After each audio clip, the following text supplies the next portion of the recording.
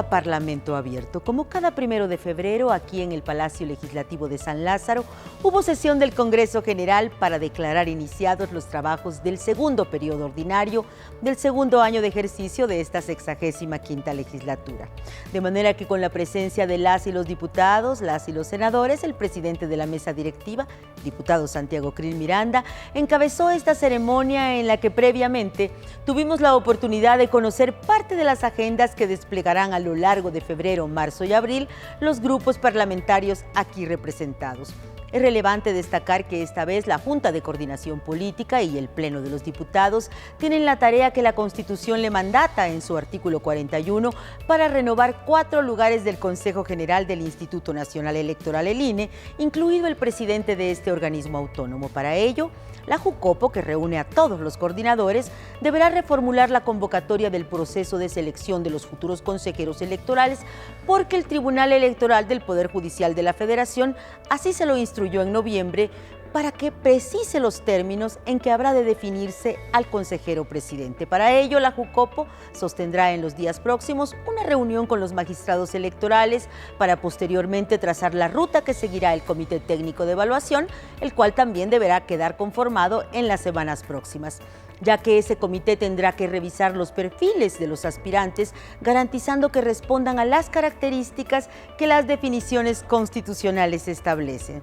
De manera que las agendas parlamentarias incluyen esta tarea, que deberá quedar cubierta en abril, así como iniciativas enviadas por el Ejecutivo Federal, pendientes en materia de igualdad de género y omisiones legislativas que la Suprema Corte de Justicia le ha encargado al Congreso atender. De ello, conversamos con 4 vicecoordinadores parlamentarios.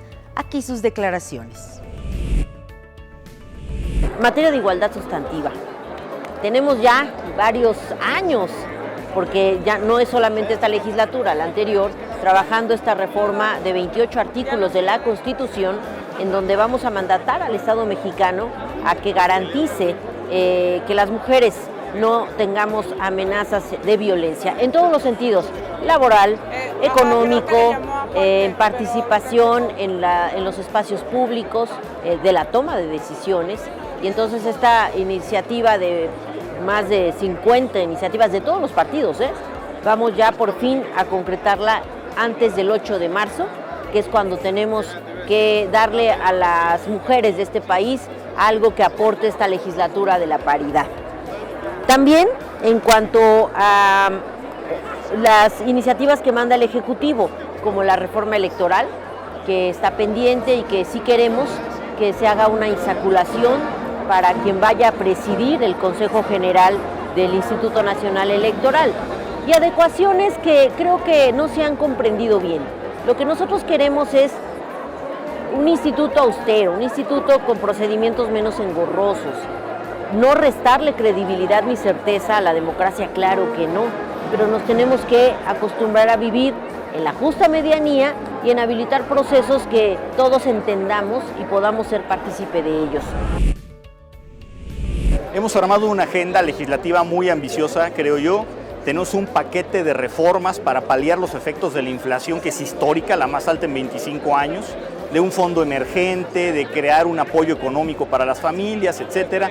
Tenemos un gran paquete de reformas en materia de seguridad pública también. Estamos hablando de cerca de 15 o 20 iniciativas diferentes y algunas otras en lo particular que tienen que ver con requisitos de idoneidad para acceder a la Suprema Corte de Justicia, a propósito de los temas que estamos viendo en este momento, y algunos otros temas económicos. Me parece que tenemos quizá la agenda legislativa más ambiciosa en lo que va de la legislatura. Tenemos 4 espacios que van a quedar vacantes en el Consejo General del INE y la facultad exclusiva de renovarlos está en la Cámara de Diputados. Ya se emitió una convocatoria para conformar lo que se llama el Comité de Selección, el Comité Técnico de Selección.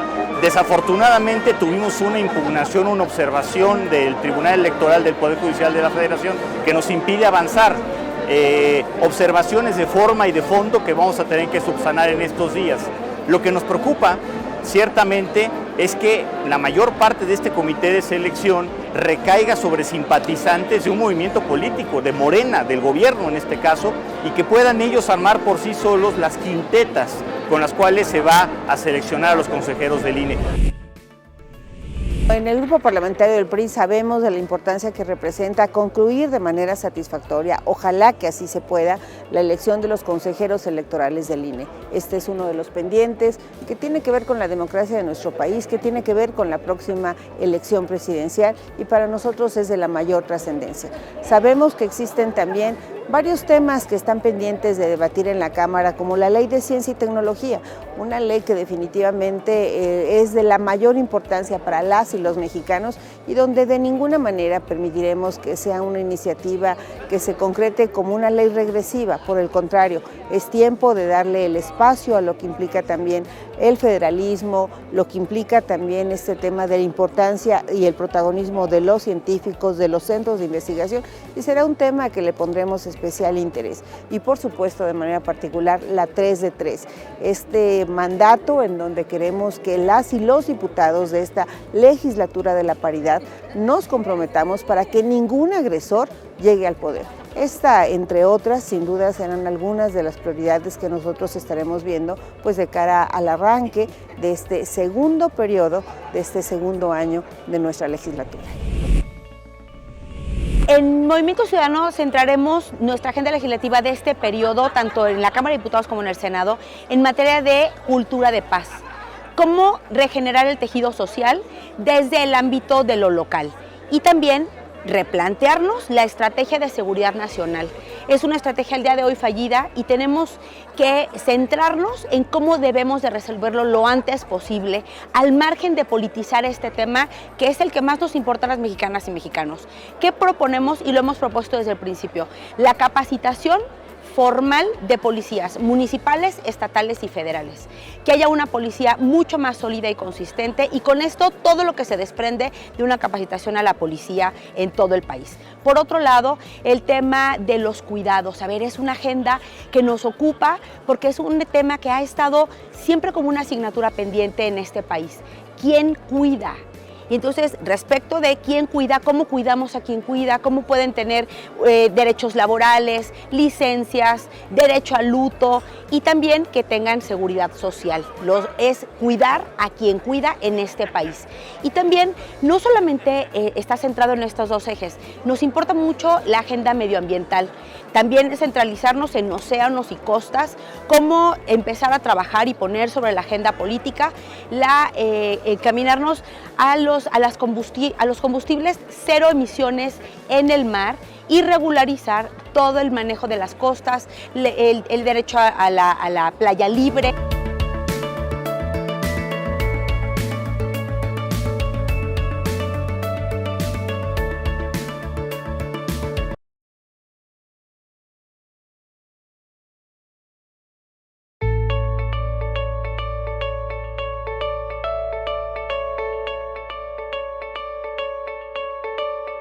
Gracias por continuar en Parlamento Abierto. En la primera sesión de este jueves 2 de febrero, las y los diputados fijaron postura en torno al Estado de Derecho, el cumplimiento de la ley, la importancia de este poder legislativo en el equilibrio de los poderes, al conmemorar el aniversario de la Constitución Política de 1917, año en que fue promulgada, y del Acta Constitutiva de la Federación Mexicana. Se dijo en tribuna que es el compendio jurídico de mayor trascendencia en la historia democrática porque se construyó para responder a reclamos sociales en materia agraria, municipio libre, dignificación de la clase obrera y educación obligatoria y gratuita.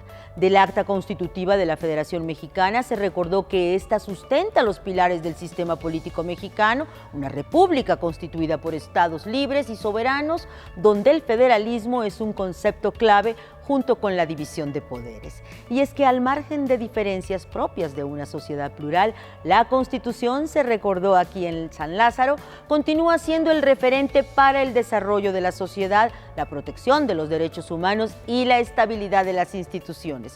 Se recordó que la mexicana, que este lunes 5 de febrero llega a sus 106 años, fue la primera constitución en todo el mundo al concebir el instrumento de la Constitución como una promulgación de derechos sociales con bienestar para el pueblo. Y se enfatizó que esta define a la educación como pública, laica y gratuita, preservando la riqueza del subsuelo y los derechos de los trabajadores. Se habló de la importancia que tiene el Estado mexicano en el cumplimiento de esos derechos consagrados en la Constitución y de la centralidad de sus principios, como la no reelección y el derecho a la libertad de expresión. Y se enfatizó además que la Constitución define las tareas fundamentales de los órganos autónomos, como lo es el INE y los tribunales electorales. Vayamos a la crónica de esa efeméride. Con motivo de la promulgación de la Constitución Política de 1917 y de la promulgación del Acta Constitutiva de la Federación Mexicana, diputadas y diputados se pronunciaron al respecto en la sesión ordinaria del 2 de febrero. El diputado Carlos Miguel Aiza Damas se refirió al Acta Constitutiva de la Federación Mexicana como el instrumento jurídico mediante el cual el Congreso Constituyente externó la voluntad de las y los mexicanos de construir las bases para instalar la República Mexicana. La Acta Constitutiva de la Federación Mexicana es la piedra angular del proceso de edificación para el México que hoy conocemos. Fue el resultado del diálogo y el consenso entre los diputados constituyentes quienes buscaron consolidar una nación libre e independiente de cualquier gobierno e interés extranjero. En la acta se asentaron las bases del sistema democrático y del gobierno republicano que actualmente rigen al país. El diputado Ignacio Loyola Vera refirió que el Acta Constitutiva de la Nación Mexicana fue una luz en el camino de una nueva identidad política. El Acta Constitutiva definió los elementos que hasta el día de hoy sustentan los pilares del sistema político mexicano. Primero, la conformación de una república con estados libres y soberanos. Segundo, el federalismo. Tercero, la división de poderes, el establecimiento del poder legislativo, ejecutivo y judicial y de sus atribuciones. El diputado Reinel Rodríguez Muñoz resaltó que se conmemoraron dos textos fundamentales para la consolidación del México moderno. Se pronunció sobre la Constitución Política de 1917. A más de 100 años de distancia, continúa siendo un referente para el desarrollo de nuestra sociedad y punta de lanza para la protección de los derechos humanos y la estabilidad de todas nuestras instituciones. En la Carta Magna descansa el principio de igualdad que da forma a nuestra democracia y respeta la pluralidad y diversidad de nuestro país. Por su parte, la diputada María del Rocío Corona Nakamura expuso que la Constitución de 1917 reconoce la libertad de culto, expresión y asociación, la enseñanza laica y gratuita, jornada de trabajo máxima de 8 horas y sepultó el latifundio. Nuestra Carta Magna debe sintetizar las aspiraciones de todos los mexicanos. La Constitución de 1917, marco legal que exigía un cambio emanado de una revolución ante las injusticias y abusos del poder. Fue la primera constitución social en todo el mundo en incluir los derechos sociales. En su intervención, el diputado Gerardo Fernández Noroña recordó que el 31 de enero se conmemoraron 199 años del Acta Constitutiva como República Federal en nuestro país. Lo que estamos conmemorando es que se corrigió el camino y en vez de hacer un imperio, se estableció lo que rige hasta la fecha el país, a pesar de las dificultades y vicisitudes, porque después vino el imperio francés con Maximiliano a querer someternos y gracias a la tenacidad de Benito Juárez y al apoyo del pueblo de México se restauró la República. El diputado Omar Enrique Castañeda González resaltó que con el establecimiento del Acta Constitutiva de la Federación Mexicana se asentó por primera vez la división de poderes en legislativo, ejecutivo y judicial. Después de una lucha férrea y un debate profundo, se pudo establecer el 31 de enero de 1824 el Acta Constitutiva de la Federación Mexicana, que dentro de sus principales características y virtudes adoptaba la forma de gobierno de una república representativa. La diputada Laura Lynn Fernández Piña comentó que en la Constitución de 1917 fueron integrados por primera vez los derechos sociales, la tenencia de la tierra, el derecho a la educación, los derechos de los trabajadores y las garantías individuales. Con la Constitución de 1917, promulgada el 5 de febrero del mismo año, se puso fin a la Revolución Mexicana y el Porfiriato, donde el Congreso Constituyente estaba dividido en dos grupos, los radicales y los renovadores carrancistas. 18 iniciativas presentaron las y los diputados en la sesión 1 de este periodo de sesiones. Los 7 grupos parlamentarios formularon reformas diversas para asegurar, por ejemplo, los decomisos a la delincuencia organizada, a fin de que cuando se trate de dispositivos, estos sean donados a las instituciones educativas. Se planteó una propuesta de condonaciones del impuesto sobre la renta para promover la pequeña y mediana empresa de reciente creación. Ampliar el tiempo de prisión a quien posea algún narcótico. Se presentó también una iniciativa para establecer que el Estado queda a cargo de la transición energética y utilizará de manera sustentable todas las fuentes de energía de la nación, con el fin de reducir las emisiones de gases y compuestos de efecto invernadero, para lo que establecerá las políticas científicas, tecnológicas e industriales correspondientes. Se propuso también modificar diversas disposiciones del Código Civil Federal para que ahí quede precisado que quien busque desconocer la filiación de un hijo o una hija deberá acreditarlo mediante una práctica pericial en genética. Así deberá demostrar la inexistencia del vínculo y no con su palabra. Otra reforma para garantizar la paternidad responsable fue a la Ley de Migración para señalar que la persona obligada al pago de alimentos, previa solicitud de la autoridad judicial, no podrá ausentarse del país hasta que no pague esa deuda.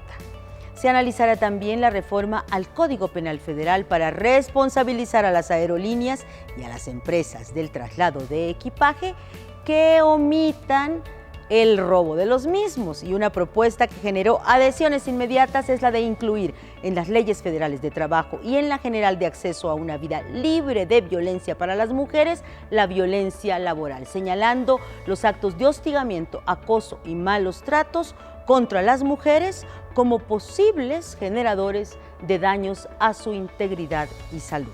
Y la Comisión de Educación recibió la iniciativa para señalar que se entenderá por plagio la apropiación indebida que se realice de ideas, manifestaciones, escritos y obras ajenas que se presenten como propias. Vamos a la crónica. En su participación, el diputado Miguel Ángel Pérez Navarrete planteó reformar el artículo 68 de la Ley Federal para la Administración y Enajenamiento de Bienes del Sector Público, con la finalidad de otorgar dispositivos tecnológicos como computadoras, tabletas y celulares decomisados a la delincuencia organizada a las instituciones educativas de escasos recursos. Para acceder a clases vía remota, convirtió estas herramientas tecnológicas en un servicio indispensable para las actividades educativas. Sin embargo, no todos los estudiantes tuvieron el acceso ni la posibilidad de disponer de esta tecnología. Por su parte, la diputada María de Los Ángeles Gutiérrez Valdés presentó iniciativa que reforma y adiciona diversas disposiciones de las leyes federal del trabajo y la general de acceso de las mujeres a una vida libre de violencia en materia de trabajo, libre de violencia y acoso.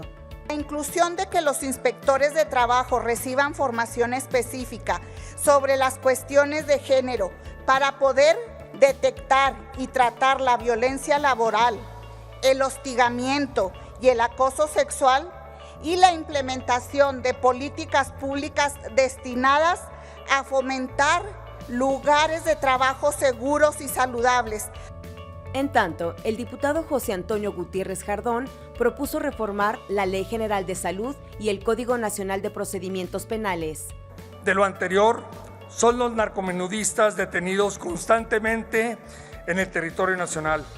Capturados por las autoridades, inician su vinculación a proceso y salen libres después de cierto tiempo para volver a delinquir, casi siempre en la venta de narcóticos. La diputada Karen Castrejón Trujillo presentó iniciativa que adiciona el artículo 27 de la Constitución Política para establecer que el Estado queda a cargo de la transición energética y utilizará de manera sustentable todas las fuentes de energía de las que dispone la nación. Además, podría convertirse en la palanca para el desarrollo nacional, tal como lo han sido nuestras empresas productivas del Estado, como es la Comisión Federal de Electricidad y Petróleos Mexicanos, contribuyendo además a garantizar de manera transversal los derechos humanos. El diputado Pedro Vázquez González presentó una iniciativa que reforma y adiciona el artículo 81 de la Ley General de Salud en materia de cédulas de médicos especialistas. Se pretende fortalecer que la Secretaría de Educación Pública, a través de la Dirección General de Profesiones, puede expedir la cédula del médico especialista con la opinión del Comité Normativo Nacional de Consejos de Especialidades Médicas. La diputada Taiguet Irizay Rodríguez González impulsó modificaciones a la Ley General del Equilibrio Ecológico y la Protección al Ambiente para la creación de empleos enfocados en la protección y restauración de humedales. Que en estos proyectos exista coordinación con las autoridades que correspondan como parte del proceso de reinserción e inclusión social, que participen en los programas de ocupación y empleo destinados a la preservación del suelo, de la flora, de la fauna silvestre y de los recursos forestales. El diputado Marcelino Castañeda Navarrete presentó dos iniciativas, una que reforma y adiciona diversas disposiciones del Código Civil Federal y del Código Federal de Procedimientos Civiles, a fin de salvaguardar los derechos de niñas, niños y adolescentes. El INEGI señala que el 67.5% de las madres solteras no reciben una pensión alimentaria. 3 de 4 hijos de padres separados no reciben pensión alimenticia. Esta cifra nos permite conocer la realidad que se vive en nuestro país.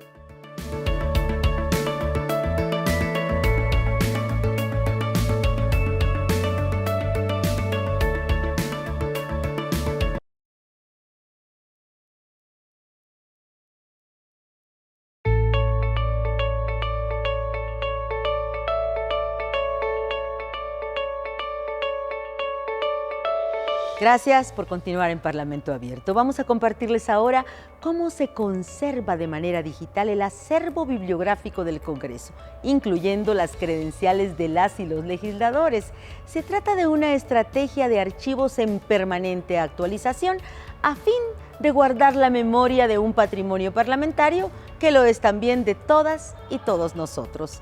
Y enseguida veremos cómo se dividen los periodos ordinarios de sesiones, sus calendarios, de qué se trata el trabajo de las y los diputados, las tradiciones que enmarcan el quehacer parlamentario y por qué, en los tiempos de receso, la sede del Congreso recae en la Comisión Permanente.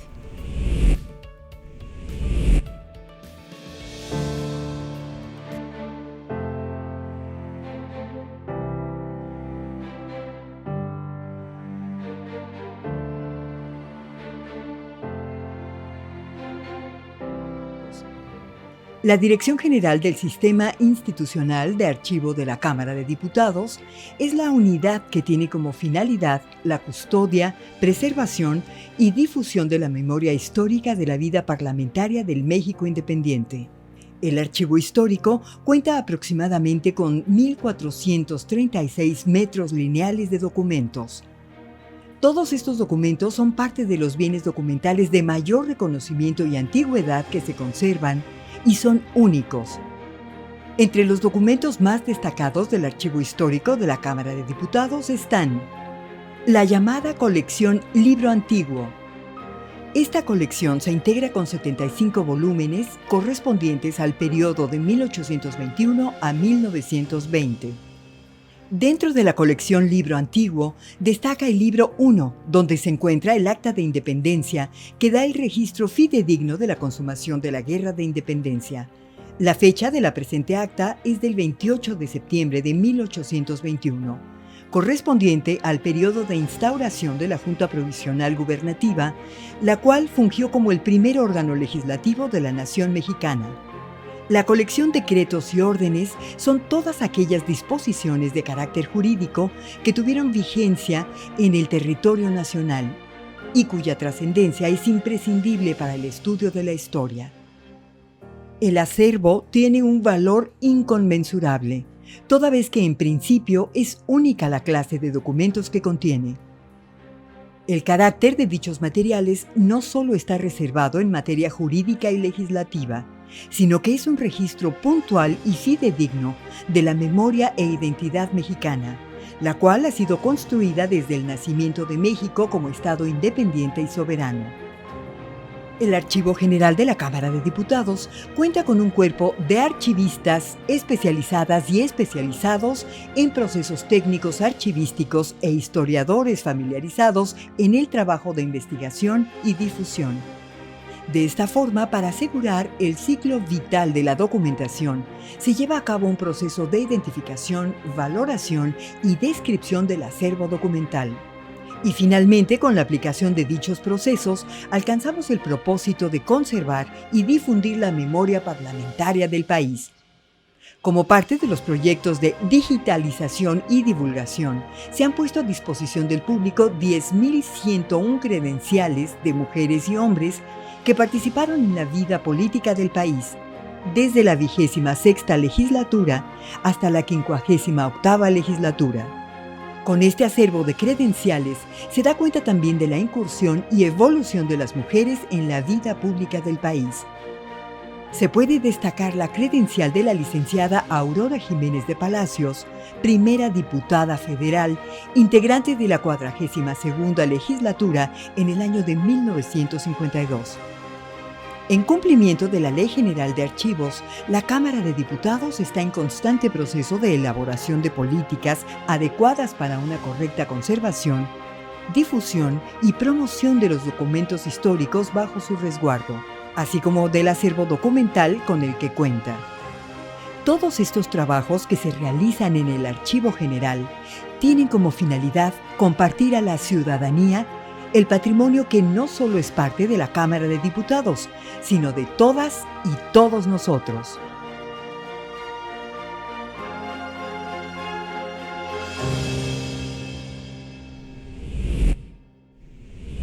Hasta aquí la emisión de esta semana de Parlamento Abierto. Gracias por acompañarnos en esta crónica del quehacer legislativo en el inicio de un nuevo periodo de sesiones.